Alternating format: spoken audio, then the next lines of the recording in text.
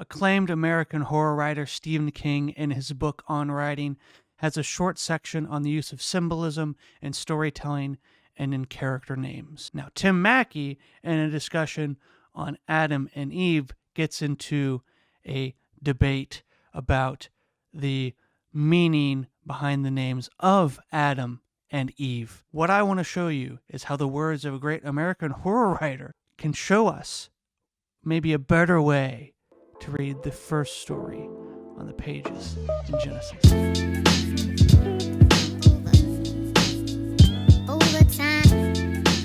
Well, I believe that humans came from somewhere.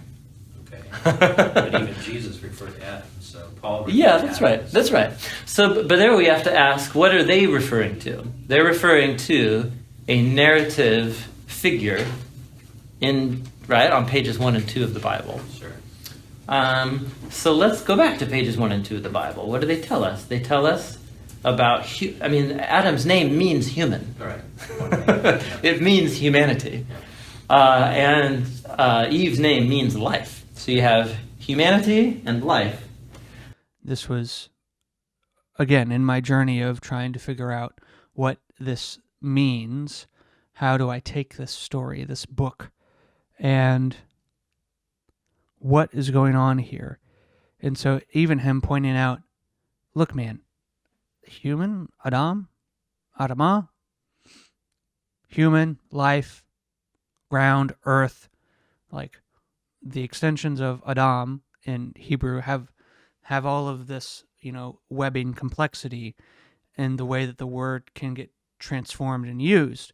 And so it's describing things with things, he makes Adam from the Adamah, like he makes the human from the earth, from the dust. And even just that wordplay itself, and Eve being life, that wordplay, right? Okay, so I'm reading the Ransom trilogy, but I can't help but think about Ransom as the character in Knives Out, who, as much as I could dog on Rian Johnson's handling of Star Wars or of his second Knives Out film, which I think very much is very much a lesser sequel. The character's name is Ransom. Like even in the space trilogy, even in Out of the Silent Planet, Ransom is used as the bargaining chip to Oyarsa, to the Eldil in Malacandra. He is the captured one who is used to bargain with who the other humans think of as the bloodthirsty gods. And so then the Ransom character, spoilers for the Ransom trilogy and for Knives Out, Ransom is Chris Evans' character is the bad brother who demands the ransom from Ana de Armas's character, from the good nurse. So it's like, even on a name level, I had my good friend here, we were talking about the movie, and he goes, dude, once I heard Ransom's name, I was like, if he's not the bad guy, Johnson's doing something wrong. And there he goes, he's the bad guy. Same thing in Lewis's naming of Ransom in the space trilogy, in the cosmic trilogy. So again, and I've spoken on this about this on other episodes of the podcast, but to then purely think of Adam as he must be a physical person, and that at the very least there's nothing else going on here, citizen, move along, these aren't the droids you're looking for, is foolish. I think it's very foolish, because again, I say this all the time. Why, if God is really trying to communicate with us, if he's using the form of literature, of story, of storytelling, and these motifs, these things of storytelling show up all the time, Why would we expect it to be any other way?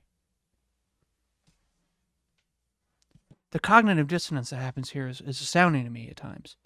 And so when Mackie said that, I didn't know what to say, because I thought, duh, that's how it goes in every story. And every good story, good authors know how to name all their characters to allude to something. I'm going to have to get another book. Okay, Stephen King on writing.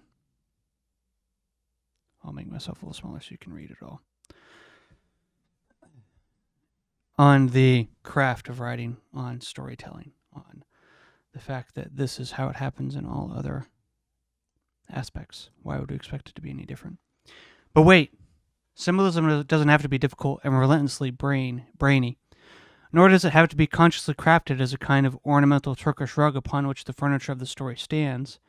If you go along with the concept of the story as a pre-existing thing, a fossil in the ground, then symbolism must also be pre-existing, right? Just another bone or set of them in your new discovery. That's if it's there. If it isn't, so what? You've still got the story itself, don't you?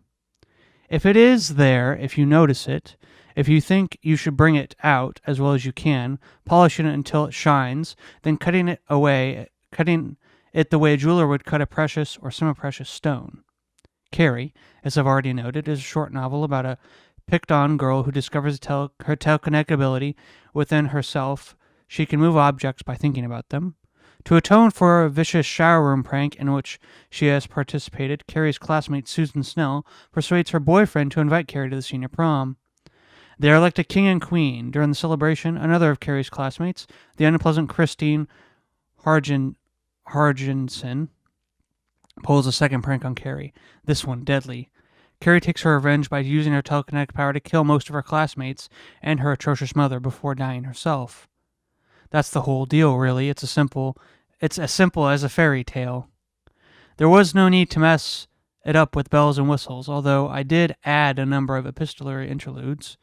Passage from fictional books, a diary entry, letters, teletype bulletins. Between narrative segments, this was partially to inject a greater sense of realism. I was thinking of Orson Welles' radio adaptation of War of the Worlds, but mostly because the first draft of the novel was so damn short, it barely seemed like a novel. When I read Carrie over a period to start the second draft, I noticed there was blood at all three crucial points of the story. Beginning, Carrie's paranormal ability is apparently brought on by her first menstrual period. Climax, the prank which sets Carrie off at the prom involves a bucket of pig's blood for a pig, Chris Hargensen tells her boyfriend. And end, Susan Snell, the girl who tries to help Carrie, discovers she is not pregnant, as she has half hoped and half feared when she gets her own period. There's plenty of blood in most horror stories, of course. It is our stock in trade, you might say. Still, the blood in Carrie seems more than just splatter to me. It seems to mean something. That meaning wasn't consciously created, however. While writing Carrie, I never once stopped to think, all this blood symbolism will win me brownie points with the critics. Boy, oh boy, this should certainly get me in a college bookstore or two. For one thing, a writer would have to be a lot crazier than I am to think of Carrie as anyone's intellectual treat. Intellectual treat or not, the significance of all the blood was hard to miss once I started reading over my beer and tea splattered first draft manuscripts. So I started to play with the idea, image, and emotional connections of blood, trying to think of as many associations as I could. There were lots, most of them pretty heavy. Blood is strongly linked to the idea of sacrifice. For young women, it's associated with reaching physical maturity and the ability to bear children. And the Christian religion, plenty of others as well, it's symbolic of both sin and salvation. Finally, it is associated with the handing down of family traits and talents. We are said to look like this or behave like that because it's in our blood. We know this isn't very scientific, that those things are really in our genes and DNA patterns, but we use the one to summarize the others. So we speak symbolically. It is that ability to summarize and encapsulate that makes symbolism so interesting, useful, and when used well, arresting. You could argue that it's really just another kind of figurative language. Depends on what you mean by figurative. Does that make it necessary to the success of your story or novel? Indeed not. And it can actually hurt, especially if you get carried away. Symbolism exists to adorn and enrich, not to create a sense of artificial profundity. None of the bells and whistles about the story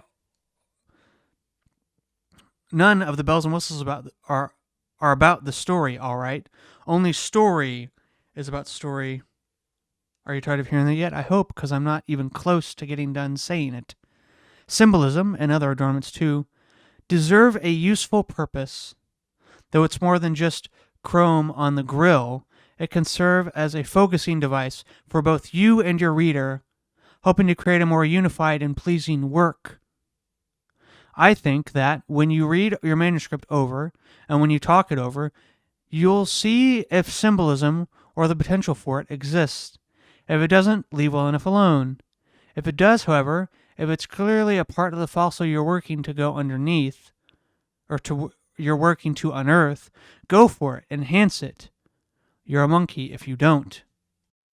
Here's another example. John Coffey, again, back to names and the stories.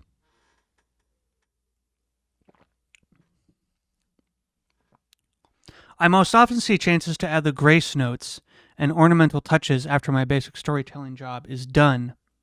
Once in a while it comes earlier. Not long after I began The Green Mile and realized my main character was an innocent man likely to be executed for the crime of another, I decided to give him the initials J.C., after the most famous innocent man of all time. I first saw this done in Light in August, still my favorite Faulkner novel, where the sacrificial lamb is named Joe Christmas. Thus, death row inmate John Bowes became John Coffey. I wasn't sure, right up to the end of the book, if my JC would live or die. I wanted him to live because I liked and pitied him, but I figured those initials couldn't hurt one way or the other.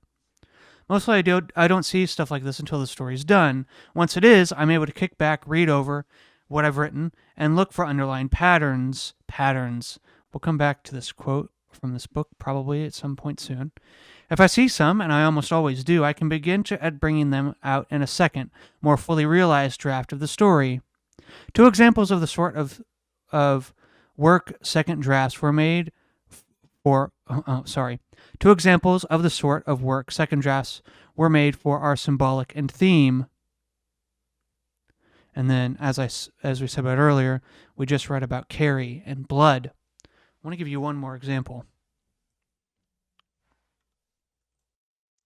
In a letter that Tolkien wrote to, I don't remember who he wrote this letter to, but I know this quote. Again, just remember what we just read.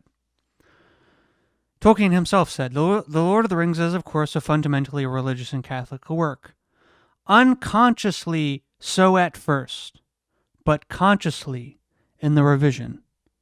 That is why I have not put in or have cut out particularly all references to anything like religion, to cults or practices, in the imagery of the world, for the religious element is absorbed into the story and symbolism.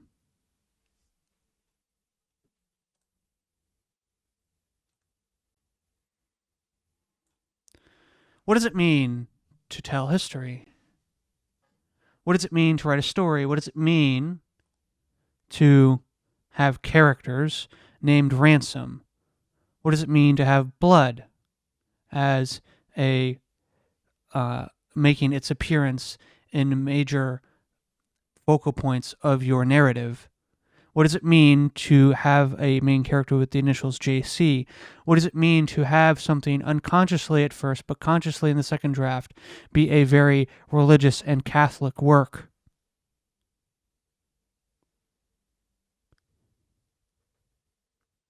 Again, why would we expect it to be any other way?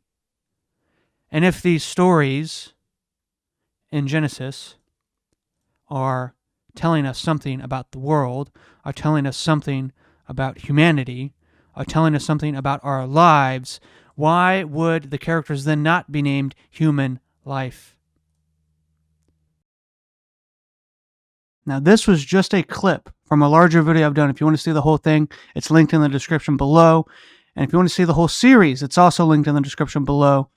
And if you want to stay up to date with what's going on in the Belfast Podcast and you like this kind of content, you can please like and subscribe. And I will see you in the next one.